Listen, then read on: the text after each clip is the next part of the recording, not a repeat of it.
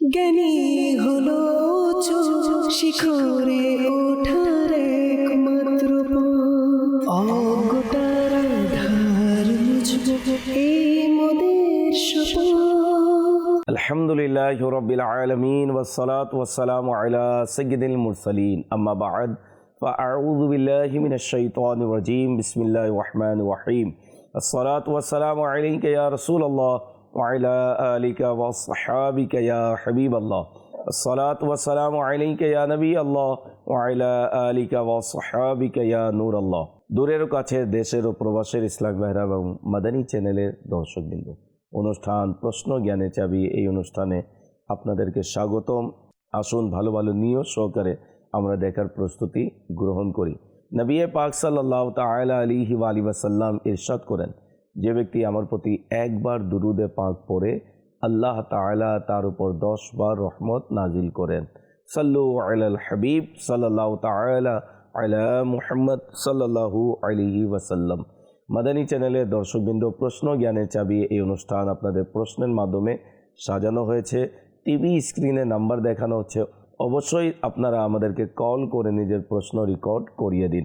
ইসলামী বোনেরা আমাদেরকে কল করবেন না, তবে SMS এর মাধ্যমে এবং ফেসবুক ইউটিউবের মাধ্যমে যারা দেখছেন কমেন্টসের মাধ্যমে আপনাদের প্রশ্ন পাঠিয়ে দিতে পারেন। ইনশা আল্লাহুল করিম এই অনুষ্ঠানের বিভিন্ন পর্বে আপনাদের পক্ষ থেকে আসা প্রশ্ন আমরা অনুষ্ঠানে শামিল করব।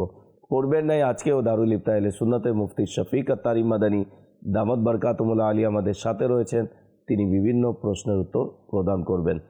আপনাদের প্রশ্নের দিকে যাব, দেখি কোন ইসলামী ভাই শরীয়তের কোন বিধান জানার জন্য আমাদেরকে প্রশ্ন করেছেন। যে প্রশ্ন চালিয়ে দিন। তাহের ব্যাপারী হুজুরের কাছে আমার একটি প্রশ্ন, ইন্টারনেট থেকে ফ্রি ডাউনলোড করে বই পড়া যাবে কি? জানিয়ে দিলে উপকৃত হব। জি মুফতি সাহেব, কি বলবেন এই বিষয়ে একটু বিস্তারিত বলুন। ইন্টারনেটের অনেক জায়গায় আপলোডস শব্দটি লেখা থাকে যাতে মানুষ এটা ডাউনলোড করে উপকার পায়। এখন কেউ তার ওয়েবসাইটের মধ্যে কিংবা যে কোনো জায়গায় ডাউনলোড করার জন্যই সে কিতাবগুলো সেখানে রেখেছেন, তো একেবারে সেটা করতে পারেন। কিন্তু যদি এমন কোনো জায়গা যেখানে ডাউনলোড করার জন্য কোনো অপশন নেই, কোনো জায়গাই নেই, কিংবা কোনো কিছু পে করার পরেই আপনি সেই কিতাবটি পাবেন, এখন তার জন্য কোনো সফটওয়্যার কিংবা এমন কোনো পদ্ধতির মাধ্যমে সেটা অর্জন করা, তো এটাকে এক ধরনের ডিজিটাল চুরি বলা হবে, আর এটার অনুমতি নেই। কিন্তু সাধারণ ক্ষেত্রে এমন লোকেরা তাদের কিতাবসমূহ সেখানে আপলোডও করেন না, বরং তারা হার্ড কপির মাধ্যমে সেই কিতাবগুলোকে বিপণন করেন আর সেখানে টাইটেল লাগিয়ে দেন।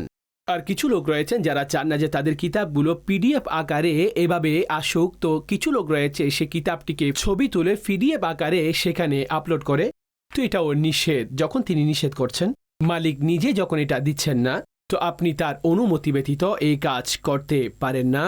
কিন্তু কিতাব যদি তিনি সেখানে রাখেন এবং ফ্রি হিসেবে দিয়ে থাকেন, ডাউনলোড করার সুযোগও থাকলে, তো আপনি সেটা ডাউনলোড করে পড়ুন। আচ্ছা, দাওয়াত ইসলামের যে ওয়েবসাইট রয়েছে এখানে সব কিছুই রয়েছে। তো এখানে যা কিছু রয়েছে মানুষের জন্য যে আপনারা ফ্রি ডাউনলোড করুন আর পড়ুন। উদ্দেশ্য হচ্ছে দ্বীনের শিক্ষা মানুষ ফ্রি পাক। তো এইভাবে যদি অন্য কোথাও থাকে আর সে কিতাব যদি আপনারা নেন, ডাউনলোড করেন, সেটা জায়েজ। কিন্তু অন্য কোথাও থেকে কিতাব নেওয়ার উদ্দেশ্য এটা হতে হবে যে সেই কিতাবটি আপনি কার নিচ্ছেন, এমন যেন না হয় কোনো বদ আকিদা ব্যক্তির কিতাব আপনি ডাউনলোড করে পড়েন। তো প্রকাশ থাকে এটা পড়ার নিষেধ রয়েছে। আপনি আহলে সুন্নতের, উলামায়ে আহলে সুন্নতের, দাওয়াত ইসলামের এমন অসংখ্য কিতাব রয়েছে যেগুলো বিভিন্ন বিষয়াদির উপরে, আপনি সেগুলো পড়ুন আর সেগুলো আপনি ডাউনলোড করে পড়ুন। পরবর্তী প্রশ্ন চালিয়ে দিন। আসসালামু আলাইকুম রহমতুল্লাহি ওয়া বারাকাতুহু। ওয়ালাইকুম আসসালাম রহমতুল্লাহি ওয়া বারাকাতুহু। আমার নাম মোহাম্মদ আরমান। হুজুরের নিকট আমার একটা প্রশ্ন ছিল যে কোনো পীরকে হুজুর কাবলা বলা যাবে কি? জানিয়ে দিলে উপকৃত হবে। জি মুফতি সাহেব, কি বলবেন এই বিষয়ে একটু বিস্তারিত বলুন। হুজুর, কিবলা, কাবা, হযরত, এই সমস্ত শব্দ কথা বলার সময় সম্মানসূচক বাক্য হিসেবে এগুলো নেওয়া হয়। অর্থাৎ আমরা যখন কাবা বলি তখন তার অর্থ খানায়ে কাবা নয়। তো কিবলা একটি সম্মানসূচক শব্দ, হুজুর, হযরত সাহেব। তো সর্বোপরি এগুলো সম্মানিত ব্যক্তিদের সাথে এই শব্দগুলো প্রয়োগের মাধ্যমে সম্বোধন করা, এটা একেবারে জায়েজ রয়েছে। এতে কোনো ধরনের কোনো নিষেধাজ্ঞা নেই। এটা আসলাফদের কাছ থেকে, বুজুর্গদের কাছ থেকে এভাবেই চলমান রয়েছে। তো কারো প্রতি এভাবে সম্বোধন করা, হুজুর কেবলা বলা, কিবলা কাবা বলা, পীর সাহেবকে হযরত সাহেব বলা, এটা একেবারে জায়েজ। আর যেহেতু সম্মানসূচক শব্দ হিসেবে এগুলো জায়েজ, অর্থাৎ ওই সমস্ত ব্যক্তি যারা ফাসেক হয়ে থাকে এমন ব্যক্তির প্রতি আপনি বলছেন যে কিবলা, কাবা, হুজুর, হজরত, এটার অনুমতি নেই, এই শব্দগুলো দ্বারা তাদেরকে ডাকা এটা নিষেধ রয়েছে। তো সেই ব্যক্তিদেরকে সম্মানসূচক শব্দ প্রয়োগ করবেন যারা সম্মানের যোগ্য, দ্বীনি ভিত্তিতে সম্মানের যোগ্য, তো একেবারে আপনি তাদেরকে ডাকতে পারেন। জি, পরবর্তী প্রশ্ন চালিয়ে দিন। আসসালামু আলাইকুম ওয়া রাহমাতুল্লাহি ওয়া বারাকাতুহু। ওয়ালাইকুম আসসালাম রহমতুল্লাহি ওয়া বারাকাতুহু। আমার নাম মোহাম্মদ রাফি। হুজুরের নিকট আমার একটি প্রশ্ন, কোরআনের হাফেজ থেকে ভাড়া নেওয়া কেমন? উত্তরটা একটু জানিয়ে দিলে ভালো হয়। জি, মুফতি সাহেব কি বলবেন এই বিষয়ে একটু বিস্তারিত বলুন। যদি কোনো ব্যক্তি হাফেজ হন, কারি সাহেব হন, ইমাম সাহেব হন, আপনি গাড়ি চালান, রিক্সা চালান কিংবা অন্য কিছু, আর যদি আপনি বলেন ওনাকে ছেড়ে দিয়ে ওনার ভাড়া নিব না, তো আপনি তো মালিক, আপনি না নিলে কোনো ধরনের কোনো অসুবিধা নেই, কিংবা ডিসকাউন্ট করে দেন, ওনার কাছ থেকে কম ভাড়া নেন, তো এটা জায়েজ, এতে কোনো ধরনের কোনো নিষেধ নেই, বরং ভালো নিয়তে করলে আপনি সওয়াবও পাবেন। হ্যাঁ, যে ব্যক্তি নিজেই যাচ্ছেন তিনি যেন এটা না বলেন যে আমি আলেম, আমার কাছ থেকে টাকা নিবেন না, আমি হাফেজ, আমার থেকে ভাড়া নিবেন না, তো তার এই ধরনের কাজ যথার্থ নয়। কোনো ব্যক্তি আপন মর্জিতে সেগুলো ছেড়ে দিবে, ডিসকাউন্ট নিয়ে নেন, তো এটা ওনার বিষয়, কিন্তু তার এই বিষয়টি দাবি করা এটা ঠিক নয়, এটা এক ধরনের প্রশ্ন করা, আর পবিত্র শরীয়ত এই ধরনের প্রশ্ন থেকে আমাদেরকে নিষেধ করেছেন। শরীয়তের অনুমতি ব্যতীত কারণ ছাড়া এই ধরনের কোনো কাজ করবেন না, এই জন্য এটার নিষেধাজ্ঞা মজুদ রয়েছে। জি, পরবর্তী প্রশ্ন চালিয়ে দিন। আসসালামু আলাইকুম রহমতুল্লাহি ওয়া বারাকাতুহু। ওয়ালাইকুম আসসালাম রহমতুল্লাহি ওয়া বারাকাতুহু। আমি আলজাবের আহমেদ। হুজুরের কাছে আমার একটা প্রশ্ন, আল্লাহ পাকের 99টি নাম পাঠ করার কি ফজিলত রয়েছে, জানিয়ে দিলে উপকৃত হব। জি, মুফতি সাহেব কি বলবেন এই বিষয়ে একটু বিস্তারিত বলুন। আল্লাহ পাকের মুবারক নাম, এমনিতে তো অনেক নাম রয়েছে, বিশেষ করে 99টি, কিছু হাদিসে 99-এর কথা বলা হয়েছে, আর প্রসিদ্ধ হচ্ছে 99টি। রসুল মুকাররম সাল্লাল্লাহু আলাইহি ওয়াসাল্লামের ফরমান, বুখারীর হাদিস, যে নিঃসন্দেহে আল্লাহর জন্য 99টি নাম রয়েছে, যেই সেগুলো মুখস্থ করল সে জান্নাতে প্রবেশ করল। আর জামিউল আহাদিস এর মধ্যে আরেকটি রেওয়ায়েত রয়েছে, আল্লাহর এই নামসমূহের মাধ্যমে যদি কেউ আল্লাহর কাছে দোয়া করেন, আল্লাহ সেই দোয়াসমূহ কবুল করেন। তো আল্লাহ পাকের যেই পবিত্র নামসমূহ রয়েছে এগুলোকে আসমাউল হুসনা বলা হয়। সূরা হাশরের শেষ আয়াত পড়লে তো আল্লাহর মুবারক নাম তাতে মজুদ রয়েছে। হুয়াল্লাহু আল্লাযী লা ইলাহা ইল্লা হু আলিমুল গায়বি ওয়াশ শাহাদাতি হুয়ার রাহমানুর রহিম। হুয়াল্লাহু আল্লাযী লা ইলাহা ইল্লা হু আল মালিকুল কুদ্দুসুস সালামুল মুমিনুল মুহাইমিনুল আজিজুল জব্বারুল মুতাকাব্বির সুবহানাল্লাহি আম্মা ইউশরিকুন। হুয়াল্লাহুল খালিকুল বারিউল মুসাব্বিরু লাহুল আসমাউল হুসনা ইউসাব্বিহু লাহু মা ফিস সামাওয়াতি ওয়াল আরদ ওয়া হুয়াল আজিজুল হাকীম। এই আয়াতসমূহ পড়ারও ফজিলত রয়েছে, কিন্তু বিশেষ করে এতে নাম মুবারকও উল্লেখ করা হয়েছে। আপনি কোরআনে মাজিদ দেখতে গেলে সেখানে শুরুর অংশে, তো সেইখানে আপনারা এই মুবারক নামসমূহ দেখে থাকেন, তো এগুলো পড়ুন, এগুলোর ওসিলায় আল্লাহর কাছে দোয়া করুন, ইনশাআল্লাহ আল্লাহ আপনার দোয়া কবুল করবেন। জি, পরবর্তী প্রশ্ন চালিয়ে দিন। আসসালামু আলাইকুম রহমতুল্লাহি ওয়া বারাকাতুহু। ওয়ালাইকুম আসসালাম রহমতুল্লাহি ওয়া বারাকাতুহু। আমি আহমেদ। হুজুরের কাছে আমার একটি প্রশ্ন, চিংড়ি মাছ খাওয়া কি মাকরুহ? মাকরুহ খাবার খেলে কি আমরা গুনাহগার হব? দয়া করে কুরআন সুন্নাহর আলোকে জানাবেন। জি, মুফতি সাহেব কি বলবেন এই বিষয়ে একটু বিস্তারিত বলুন। ফিকহে হানাফির মধ্যে সামুদ্রিক যে প্রাণী রয়েছে এতে মাছ খাওয়া জায়েজ, মাছ ব্যতীত কোনো প্রাণী খাওয়া এটা জায়েজ নেই। কাকড়া মাছ নয়, এজন্য কাকড়া খাওয়া মাকরুহে তাহরিমি না জায়েজ। কাকড়ার স্যুপ হোক, কাকড়ার তরকারি হোক, কাকড়ার বিরিয়ানি হোক, কাকড়া দিয়ে যা কিছুই তৈরি করেন, তো এটি জায়েজ আমল নয়। ফিকহে হানাফির মধ্যে তার জন্য এই হুকুম যে এটা ক্রয় বিক্রয়ও এটারও অনুমতি নেই, এবং এটা খাওয়া এটারও নিষেধাজ্ঞা রয়েছে, এটা মাকরুহে তাহরিমি অর্থাৎ গুনাহের আওতায় আসে। আমরা শুধুমাত্র পানির মধ্যে যে প্রাণী রয়েছে মাছ, সেগুলো হালাল মাছ আপনি খেতে পারবেন। অনুরূপভাবে চিংড়ি, তো চিংড়ির ব্যাপারেও উলামায়ে কেরামের দুইটি মতামত রয়েছে, আর সেটা এই বিষয়ে মতানৈক্য যে চিংড়িকে মাছ বলবেন নাকি অন্য কিছু। অনেকে এটিকে একটি সাধারণ পোকা মনে করেন, তো তারা এই বিষয়ে অনুমতি দেন না, নিষেধ করে থাকেন। আর জমহুর অধিকাংশ উলামায়ে কেরাম এটাকে মাছের আওতাধীন করে নিয়েছেন, তো এই জন্য খাওয়া জায়েজ। হ্যাঁ, ইমাম আহলে সুন্নাত আলা হযরত আলাইহি রাহমা এটা থেকে বেঁচে থাকার কথা বলেছেন যে এখান থেকে বেঁচে থাকা হোক, তো সেটা সর্বোপরি উত্তম। কিন্তু যদি কেউ খেয়ে থাকেন তো চিংড়ি খাওয়া এটা গুনাহের কাজ নয়, এটা জায়েজ। কিন্তু সর্বোপরি কাঁকড়া খাওয়ার অনুমতি নেই। কাঁকড়ার স্যুপ হোক কিংবা কাঁকড়া এমনিতে তরকারি কিংবা অন্যভাবে খেলে তো এই কাঁকড়া খাওয়া মাকরুয়ে তাহরিমি, না জায়েজ। মাদানী চ্যানেলের দর্শকবৃন্দ, আপনারা দেখছেন অনুষ্ঠান প্রশ্ন জ্ঞানে চাবি। এই অনুষ্ঠান আপনাদের প্রশ্নের মাধ্যমে সাজানো হয়েছে। টিভি স্ক্রিনে নাম্বার দেওয়া হয়েছে, অবশ্যই আপনারা কল করে নিজের প্রশ্ন রেকর্ড করে দিন। হাতে কয়েকটি প্রশ্ন রয়েছে, আমরা প্রশ্ন শুনব এবং মুফতি সাহেব থেকে উত্তরও নেওয়ার চেষ্টা করব। যে প্রশ্ন চালিয়ে দিন। আসসালামু আলাইকুম ওয়া রাহমাতুল্লাহি ওয়া বারাকাতুহু। ওয়ালাইকুম আসসালাম ওয়া রাহমাতুল্লাহি ওয়া বারাকাতুহু। আমি মোহাম্মদ সালমান হোসেন। হুজুরের কাছে একটি প্রশ্ন, কেকের বিজনেস করা যাবে কি? জানিয়ে দিলে উপকৃত হব। জি মুফতি সাহেব কি বলবেন এই বিষয়ে, একটু বিস্তারিত বলুন। কেকের ব্যবসা করা তো জায়েজ।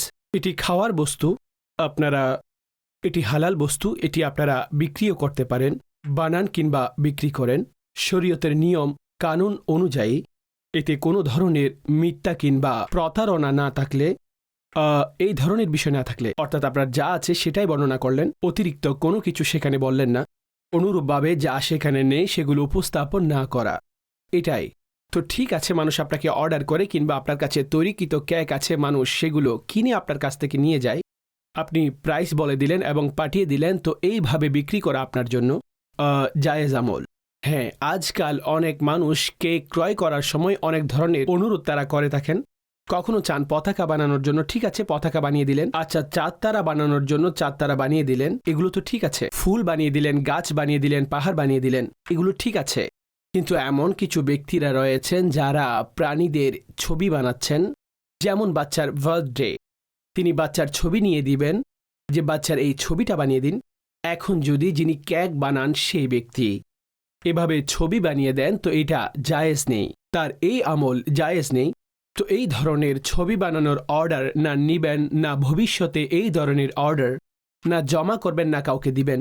কেননা কোনো প্রাণীর ছবি বানানো, চাই সেটা ছোট মেয়ের হোক ছেলের হোক, অনুরূপভাবে নারী পুরুষেরও বিবাহ বার্ষিকী পালন করা হচ্ছে, তো তাতে অনেক সময় এই ধরনের কেক তৈরি করা হয়, তো এটা জায়েজ নয়। নারীর ছবি এমন কোনো অমুহরিম ব্যক্তির দ্বারা বানানো হচ্ছে, তো এটা তো ডাবল গুনাহ। একদিকে মহিলার ছবি, অন্যদিকে অমুহরিমকে ছবি দিচ্ছে বানানোর জন্য, তো আমরা তো বাচ্চাদের ছবিও নিষেধ করছি, তো বাচ্চাদের ছবিও কেকের উপর বানাবেন না, আর এই আমল জায়েজও নেই। ছবির মধ্যে একটি ডিজিটাল ছবি হয়ে থাকে যা আপনি মোবাইলের ক্যামেরা দ্বারা নিয়ে মোবাইলের মধ্যে থাকে, অর্থাৎ ক্যামেরাতে নিয়েছেন, ক্যামেরায় ছিল, প্রিন্ট করেননি।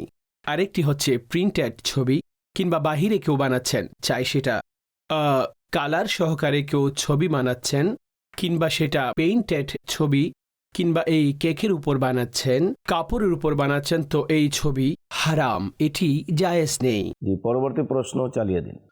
আসসালামু আলাইকুম রহমতুল্লাহি ওয়া বারাকাতুহু। ওয়ালাইকুম আসসালাম রহমতুল্লাহি ওয়া বারাকাতুহু। আমি মোহাম্মদ হৃদয় আহমেদ। হুজুরের কাছে আমার একটি প্রশ্ন, বাসায় কি টেলিভিশন ব্যবহার করা যাবে এবং ডিশ লাইন সংযোগ কি ব্যবহার করা যাবে? জানিয়ে দিলে অনেক অনেক উপকৃত হব। জি মুফতি সাহেব কি বলবেন এই বিষয়ে, একটু বিস্তারিত বলুন। টেলিভিশন, এটার ব্যবহার জায়েজ রয়েছে, এটার ব্যবহার নাজায়েজও রয়েছে। জায়েজ ব্যবহার আপনারা দেখছেন, আপনারা টেলিভিশনের মাধ্যমে তো ঘরে বসে এই মাসআলা, শরঈ মাসআলা, দ্বীনি আহকাম আপনারা শিখছেন, তো ঠিক আছে। যদি এই উদ্দেশ্যে আপনারা টেলিভিশন নিয়ে থাকেন, আপনারা তাতে জায়েজ প্রোগ্রাম দেখবেন, উলামায়ে দ্বীনের কথা শুনবেন, মাদানী চ্যানেল দেখবেন, দ্বীনি প্রোগ্রামসমূহ দেখবেন, তো এটা একেবারে জায়েজ আমল। আর যদি কেউ টেলিভিশন নেন এবং এই কারণে নেন যে ড্রামা দেখবেন, তাতে ফিল্ম দেখবেন, কিছু এমন গুনাহের কাজ করলে, তো এটা অবশ্যই গুনাহের কাজ। অর্থাৎ একটি বস্তু যার ব্যবহার ভালো এবং খারাপও। এখন আপনার উপরে আপনি কোন উদ্দেশ্যে সেই বস্তুটি নিচ্ছেন। এই জন্য যদি আপনি ভালো কোনো ব্যবহারের জন্য নিয়ে থাকেন তো ঠিক আছে, এটা নেওয়াও জায়েজ, আর এক ধরনের সওয়াবের কাজও, আর তার মাধ্যমে আপনি ইলমে দ্বীন শিখছেন। আর যদি আপনি এটাকে সেই কারণে ব্যবহারের জন্য নিচ্ছেন তাহলে এটি গুনাহের কাজ। অনুরূপভাবে ডিশ কানেকশন নেওয়ার ব্যাপারেও বলছি যে ডিশের মধ্যে বিভিন্ন চ্যানেল সেখানে সেট করা হয়, কিন্তু আপনি তার মধ্যে বিশেষ ধর্মীয় চ্যানেল, মাদানী চ্যানেল আপনি এটি সেট করিয়ে থাকেন, ঠিক আছে, কিন্তু আপনার উদ্দেশ্য হচ্ছে মাদাল্লাহ কোনো ফিল্ম আর অন্যান্য বিষয়, তো এটি গুনাহের কাজ হবে। তো আমি উভয় বিষয়ে আপনাদের সম্মুখে আরজ করেছি যে এই বস্তুটির ভালো এবং খারাপ উভয় ব্যবহার রয়েছে। আপনি দেখুন মোবাইল, অনুরূপভাবে সোশ্যাল মিডিয়া, ভালো ব্যবহারও এবং খারাপ ব্যবহারও, উভয় বিষয়, উভয় পিকচার আমাদের সামনে। যারা জায়েজ ব্যবহার করে থাকেন, ঠিক আছে, জায়েজ তাদের জন্য। এটার মাধ্যমে মানুষ বয়ানও করছেন, এর মাধ্যমে ওয়াজ ও নসিহত করছেন, নেকির দাওয়াতও দিচ্ছেন, পায়গামও পৌঁছাচ্ছেন। আর এটি সেই বস্তু, এটি সেই সোশ্যাল মিডিয়া যার মাধ্যমে গুনাহের কাজও হচ্ছে। তো এই জন্য সার সংক্ষেপ হচ্ছে যে আপনি ভালো কাজ করছেন নাকি আপনি খারাপ কাজ করছেন। তো আপনি যদি ভালো কাজের জন্য এগুলো নিয়ে থাকেন তো আপনার কাজ অবশ্যই জায়েজ এবং ভালো। সর্বশেষ প্রশ্ন চালিয়ে দিন। মানত আদায় করতে অপারগ হলে কি করতে হবে? মেহেরবানি করে জানালে ভালো হয়। জি, মুফতি সাহেব কে বলবেন এই বিষয়ে একটু বিস্তারিত বলুন। আপনার প্রশ্ন কিছুটা অস্পষ্ট থেকে গেছে। প্রথম বিষয় হচ্ছে কোনটি মান্যত, কোনটি ইচ্ছা। দেখুন, কিছু মান্যত এমন রয়েছে যেগুলো শরঈ মান্যত। এখন যে শরঈ মান্যত রয়েছে, এখন আপনি সেখানে কিভাবে মান্যত করেছিলেন, কোনো কাজ হওয়া কিংবা না হওয়ার ব্যাপারে আপনি মান্যত করেছিলেন। সার সংক্ষেপ হচ্ছে, যদি কোনো মান্যতকে আপনি কোনো কাজের উপর নির্ধারণ রাখেন যে যদি আল্লাহ আমার অসুস্থতাকে সুস্থ করে দেন তাহলে আমি এই কাজ করব, সাদকা করব, এসব করব, তো এটা মান্যতে শরঈ ওয়াজিব মান্যত হয়ে থাকে। যদি অসুস্থতা থেকে সুস্থ হন, আপনার ছেলে চাকরি পেলেন, সন্তান ছিল না, সন্তান পেলেন, কিংবা ভালো কোনো জায়গায় ছেলে মেয়ের বিবাহ হয়ে গেলে, ব্যবসা নিজের হয়ে গেলে, ঋণ থেকে মুক্তি পেলে, তো তখনই আমি এই সাদকাগুলো করব। এরপরে আমি নফল পড়ব, এত সংখ্যক রোজা রাখব। তো এই সব কিছুই শরঈ মান্নাত। তো এগুলো পূর্ণ করা আপনার উপর তো ওয়াজিব যখন আপনার সেই কাজগুলো হয়ে যায়। কিছু লোক ঝুলিয়ে রাখেন সেই বিষয়গুলোকে, যে কাজ হয়ে গেলে তখনই আমি এগুলো করব। কিছু লোক নির্ধারণ ছাড়াই সরাসরি মান্যত করেন, আল্লাহর জন্য আমার এত সংখ্যক সাদকা করা এটা ওয়াজিব, এত সংখ্যক নফল পড়া, এতটুকু রোজা রাখা, তো এমনিতে এগুলো তার উপর ওয়াজিব হয়ে যায়।